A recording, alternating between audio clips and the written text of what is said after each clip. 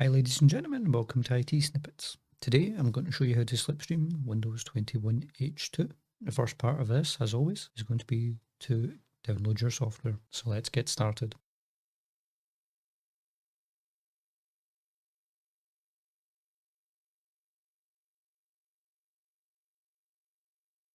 Obviously the application we use to slipstream is called NT Lite. If you watched any of my tutorials before, you'll know that it's NT Lite I've always used. You can get that by going to https://www.ntlite.com/downloads and click on the download 64-bit button. Of course, we're also going to need a copy of Windows 10, and the simplest way to get a copy of Windows 10 is to use the Windows Media Creation Toolkit. That's at https://www.microsoft.com/en-gb/software-download/Windows 10 and clicking on the download tool now. So I've already got both these downloaded.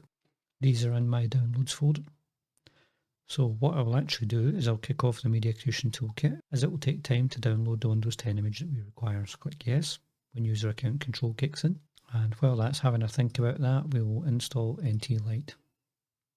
These install like any other Windows application. Just double click it, say yes to user account control when it kicks in, and read at your leisure any licensing agreements and click accept if you choose to do so. Installing it to the default location is fine. Okay, now that's been done, I'm just going to click finish on that, jump back here. Again, I've read this end user license agreement before, so I'm just going to click accept. Okay, obviously when you run the Windows 10 setup tool, if you've seen this before, the Media Creation Toolkit, it'll ask you if you want to upgrade current PC. In this case I don't, I'm already running that.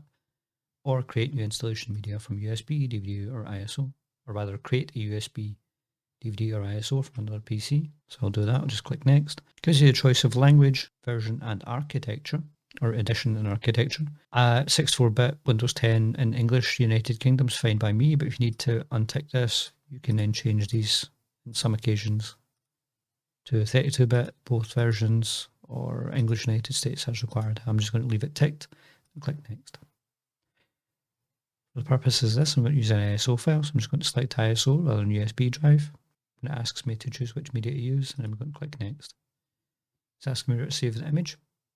I'll save this into my downloads folder just now, and just click save.